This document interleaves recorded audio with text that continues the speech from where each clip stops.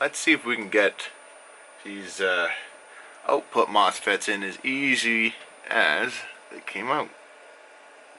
Just getting you guys in the right spot. This is them. See if you can see that. See if you can get a part number. That's the output MOSFET they sent me. And we will see. Hopefully I can do this by hand so that my fingers don't get too burnt.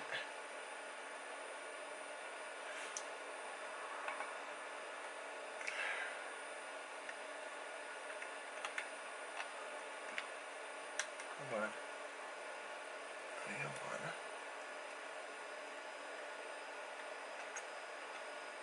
I'm having a hard time lining up the holes there. Let's get this into a better spot so I can see. I need to actually get something to hold this up. I'm gonna get back to you here. So I decided to prop it up with my 3 kilowatt electric motor, which is right here. Big heavy piece of metal. So let's continue here. Let's see if I can do better. This thing doesn't have a long cord. I don't have an extension cord right here. So I'm going to attempt to continue this as I am. Okay, looks like I got it started. Don't want to burn the board too bad. There we go. I think I got it. Well, maybe not. I think it's that middle pin that I'm not getting in. There we go. There we go. I don't know the height that I need yet until I put the heatsink on, so I'm going to leave it at that height. I'm going to work on getting my second one in. I gotta just heat this up. Oh, this one's going in much, much easier. So I just needed a little bit of finesse. Alright. What is this? Wait a second here. Where did this even come from? Huh. They sent me 2 different brands. Interesting. I'm gonna have to check my MOSFETs here. They sent me a pack of 4, which is supposed to be my output MOSFETs, and a pack of 8 for my input MOSFETs. And let's see what we got here. They seem to have sent me 2 different types of input MOSFETs, or output MOSFETs, I mean.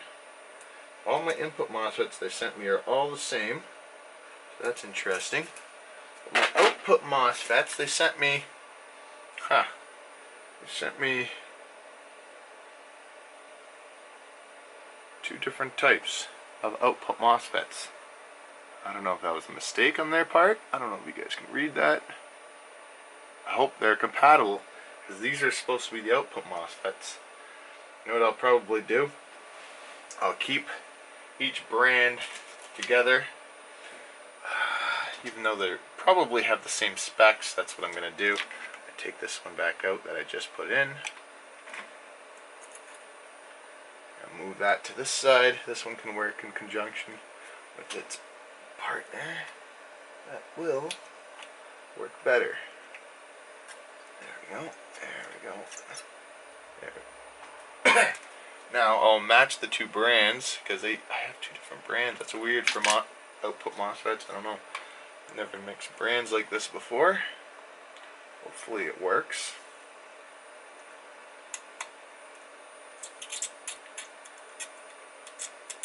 There. This big soldering iron definitely makes this a lot easier than with a small one. Definitely say that. Works really well. I know my soldering job is not the best, so yeah, if you can do better than me, that's awesome. So that's the input. Let's see if we can get that on camera. The input FETs are in, not at the right height. I'm just working on getting the components back in quickly, and I'm gonna work on these ones now. I'm gonna move my 3 kilowatt motor so I can get this side. There we go. Now I'm working on the input FETs. Oh, So here's the input FETs. This is the brand that they gave me and the model number. See if it'll focus on my hand. There you go. So that's what I'm using for input FETs right now. Let's see if we can stick these in. Now I'm soldering with my left hand, which I'm not near as steady with. There we go. Oh, don't do what I just did. You've got to pay a little bit more attention. I just about put it in backwards. Now, I'm not saying in any way I'm a professional and I know what I'm doing, because I don't. I've only learned this from trial and error, so there's a good chance I'm doing this wrong. First off, what I'm using to hold this in spot is not ideal, but we'll see. Maybe I'll get a working unit, maybe I won't. One thing about using a wide soldering iron like this, you got to make sure you don't bridge the components together. What's holding this now? There we go. So afterwards you got to go back through, and if you bridged it, you got to make sure you unbridge it.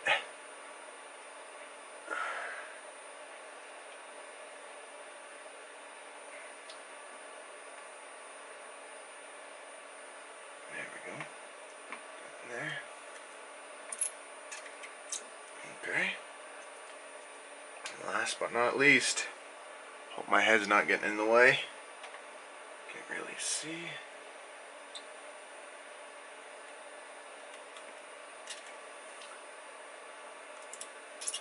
There we go.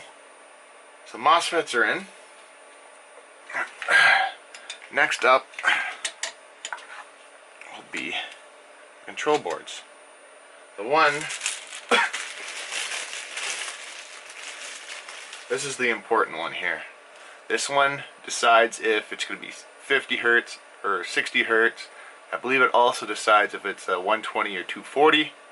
I'm not sure about the voltage, but I know the hertz, this one controls that, because that's the way it was on my other inverter.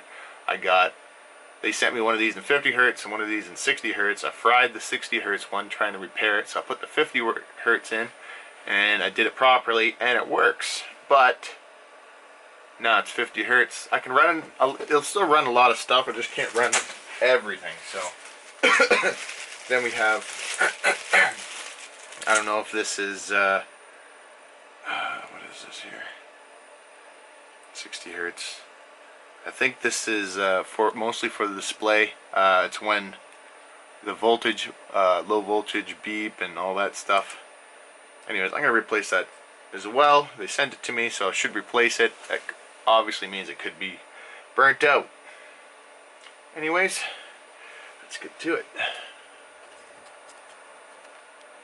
Alright, let's put the last bit of these input MOSFETs in.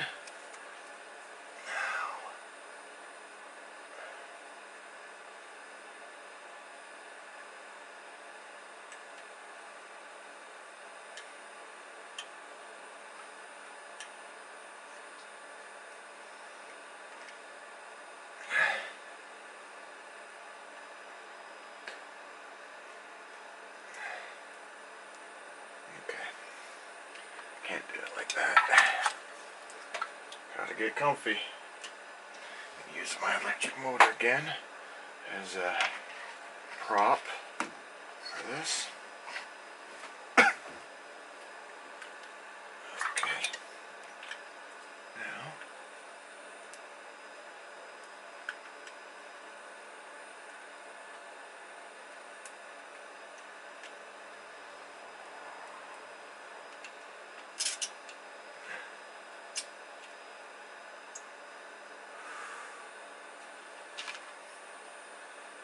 okay.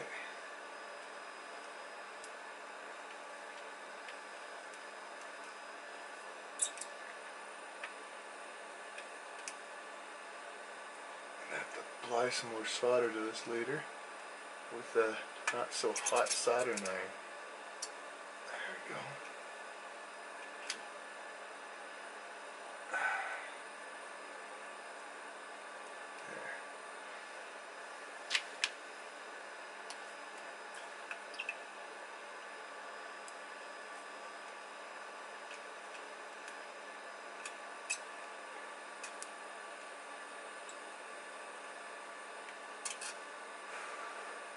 Just burning the coating off the board a little bit. That's what all that smoke is.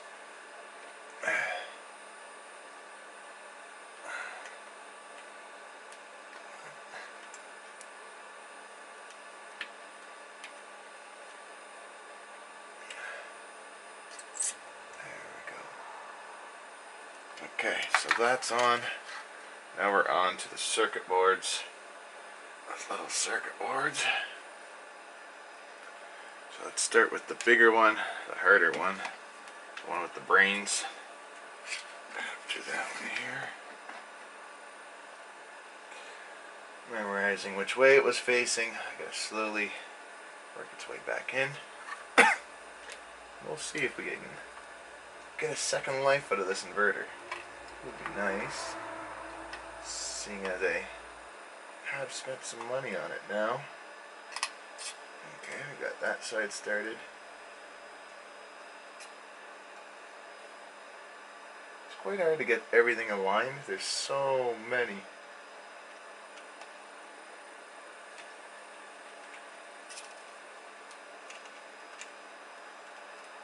Pretty hard. Luckily most of the traces are on the side that I'm not kind of burning. That's nice.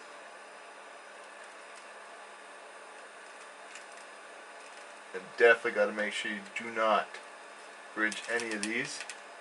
Gonna have to check that, but okay, I got that far enough in like that. I'll check for any burnt traces or broken traces after I'm done. But it seems to be in there quite well. Let's take a look, see here. Okay, let's see, I got one trace that kind of popped up a little bit, but other than that, it's not looking too bad. Show you guys my crappy soldering job, but it looks bad, but it's not as bad as it looks. Like that should work, no problem. All the traces on the other side seem good. So now we're going to move on to this board. This one's got a lot less of these pins. Right here, I don't know if it'll focus, but that should go in a lot easier. Anyways, we're going to get to that here in a second. I guess I can put it this way now. Right against here. Okay. Anyways, I'm going to pause for a second. Okay, here we go. A little sliver or something I felt. I just place it over the holes underneath and then I warm it up from the bottom side. And slowly make my way in. There we go, got that side started. Gotta make sure they're all in the right spot.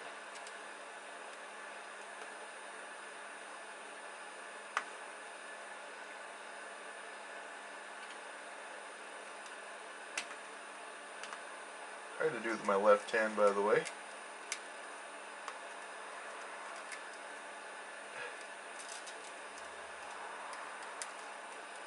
Just about there.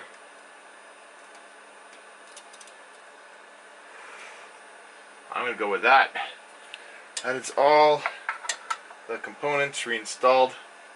Now I need to get the MOSFETs the right height because they're way too tall right now. I have to put the heat sinks on, push them down to the right height so I can get them in the screw holes. I got to snip the bottoms of all these MOSFETs off. All these guys here, they're going to be sticking out way too far by the time I'm done.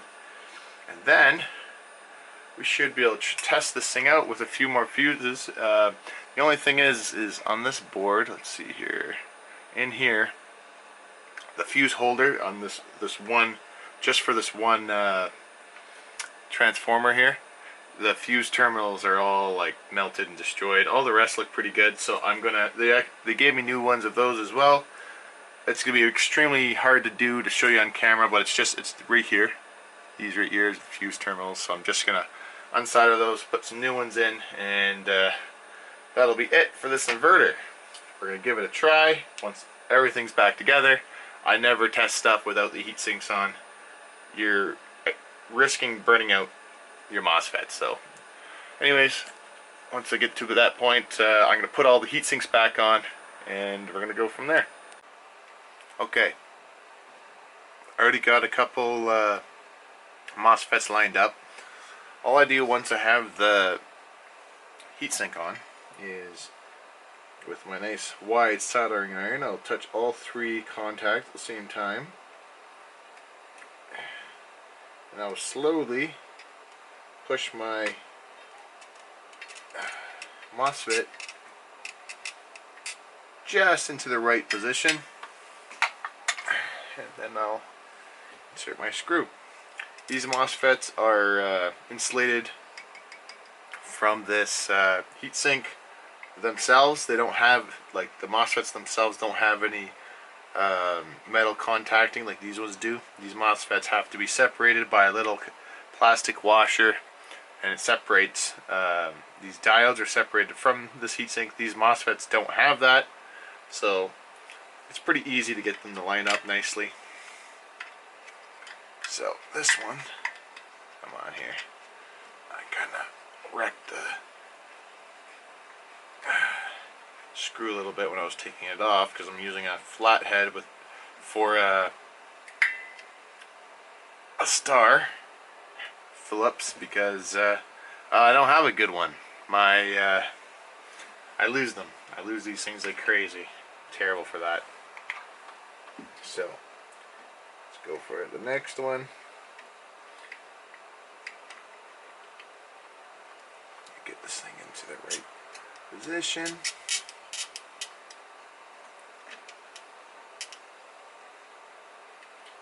That looks pretty good. There. Get me another screw. Put that in.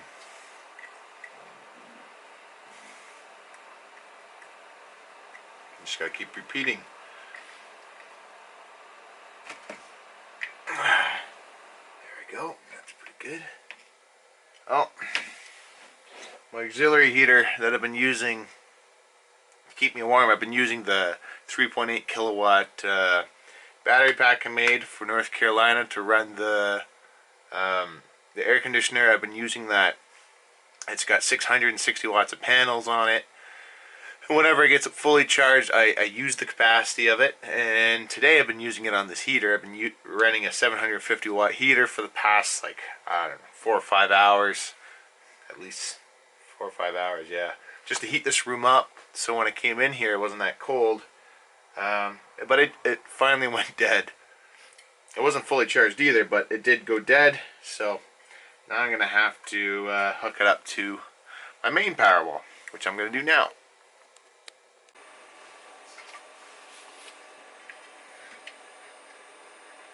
Now we're going to do the same thing on the output FETs.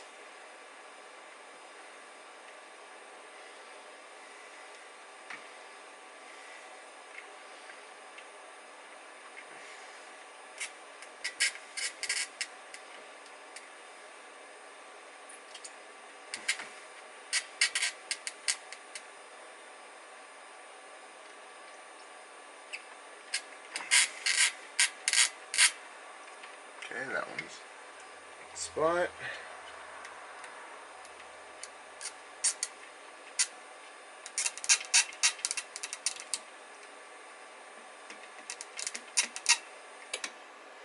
That one looks like it's in spot.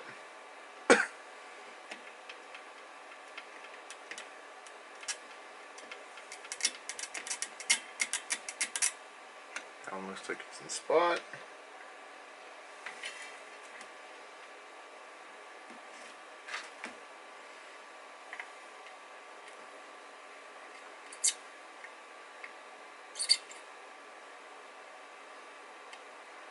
That one looks pretty good too. Now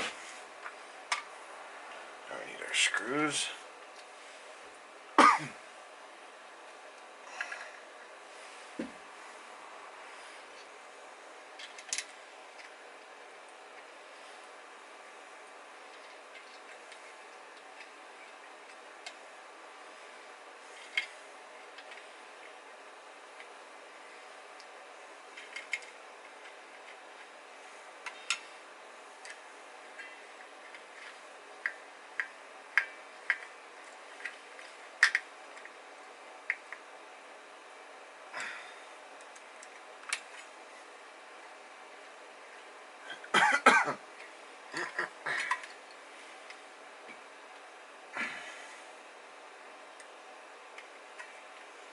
So now we got the heaters running off the main power wall instead of the portable one.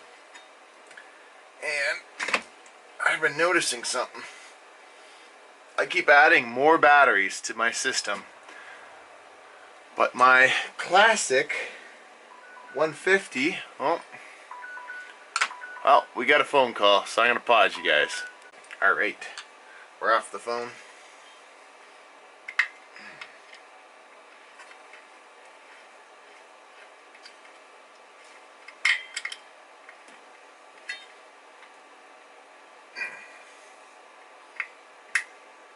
I'm using a small screwdriver. Makes it hard to over tighten things, but you can still put some effort into it and get it fairly tight without breaking anything. So this side's all good. Now, as you can see, but we have these tabs here that I gotta cut off later. We'll do that later. We're gonna work on getting this side now.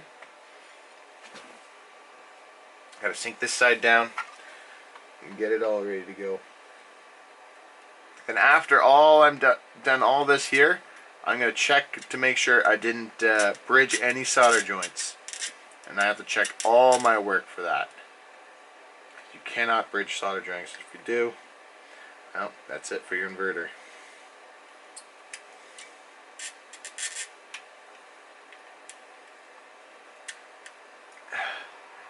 And I think I'm going to put the link for this soldering iron in the description below, because it makes this job so much easier. I had an 80 watt adjustable temperature. It wasn't super expensive.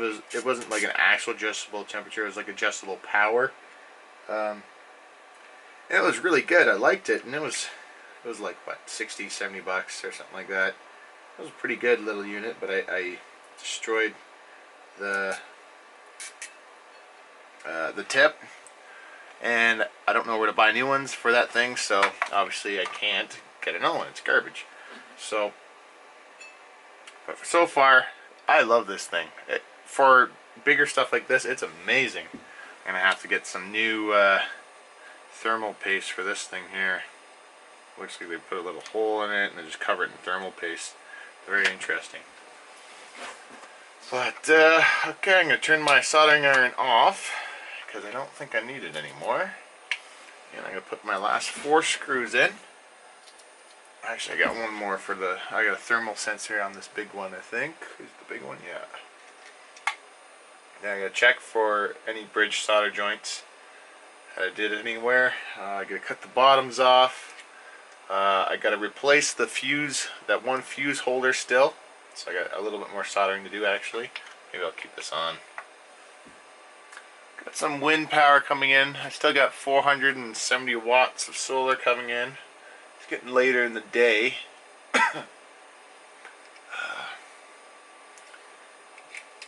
But this is my little inverter repair video. We'll see if it's an actual inverter repair video or a inverter repair attempt. Hopefully it works after this, because without all the time and money spent, it would be very disappointing if it didn't work. But that does happen with these inverters. That's why nobody likes to repair them, because there is always a chance that something else is wrong with it, like one of these transformers could be burnt out. Who knows? I don't think so, but there's always a chance. Okay, so I have everything looks pretty good. Alright, so my camera ran out of memory. So what I've done is I checked all my traces to make sure I have no solder between any of my joints. Everywhere. Between every little trace. Anywhere I did soldering, I checked the traces. And then I put some cardboard, as you can see, cardboard underneath the board so it can sit on top of here, because I don't have the spacers installed. I'm just testing this. I have a 48 volt little lithium polymer pack hooked up with this super thin wire. I only have 10 amps fuses per transformer. Usually it has 20. Then I have it hooked. So my one lead, so my positive lead is hooked through this 300 watt halogen light. So the most power this inverter can get is 300 watts at the most. And that's not very much, so nothing in here should burn. So we're to the point, I already connected it. There is no dead short on the input anymore. So that's good. We're looking really good here. So all we have to do now is turn it on and see if we get some smoke, or if that light turns on. If that light turns on, that means the output stage is shorted. If that light turns on the second I hooked it up, which it didn't do, that means the input stage is shorted. And if that light doesn't turn on and it runs, then we have a repaired inverter. So let's see here.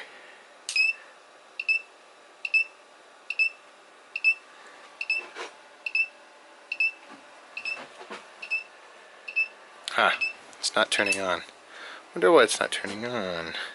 Get everything hooked up, that's hooked up, that's hooked up. Let's try that again. It's trying.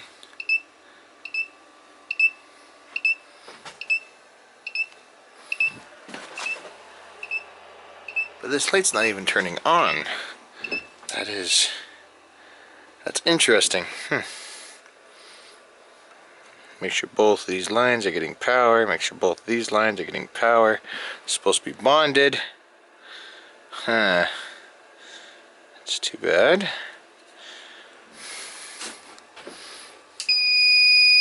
Whoa, look at that. Oh, so it looks like, I think it was these two lines weren't getting bonded. Ha! We got power. We're outputting 124 volts. Oh my goodness, it's working. This is the second inverter I've ever repaired, and I got it on video. Awesome. Well, there you have it. Even I'm a little surprised after it wasn't just working, so awesome. Well, we got the heat sinks and everything hooked up. Let's put a tiny load on it. That's what I say. What are we going to put? We got a 200 watt. Now let's put this little one. We're going to put this little 60 watt soldering iron. I've actually never used it. Gotta take the cap off. It's for like more fine stuff. Okay, we're gonna plug this in. Is there a switch on this? Oh, there is a switch. Good. Look at that. Wow, she's working. That's awesome. We're gonna turn this up to max, which it is, and then we're gonna turn this on and see what happens. Aha! Too many watts for that light. That light started coming on. So if I turn this back on, but it does turn on. You look at this unit for a second. It lights up right there, and there it comes back on. That's because I have 300 watt limit. When this first turns on, there must be a surge that surpasses that limit. Actually, it's less than 300 watts. That's 300 watts at 120 volts. I'm only at 48 volts. We're looking at more like 130 watts I'm limited to. And that's not very much. As you can see, it doesn't even run a soldering iron. So I'm pretty confident that this inverter is going to be okay. So I'm going to get rid of this. And we're going to try again.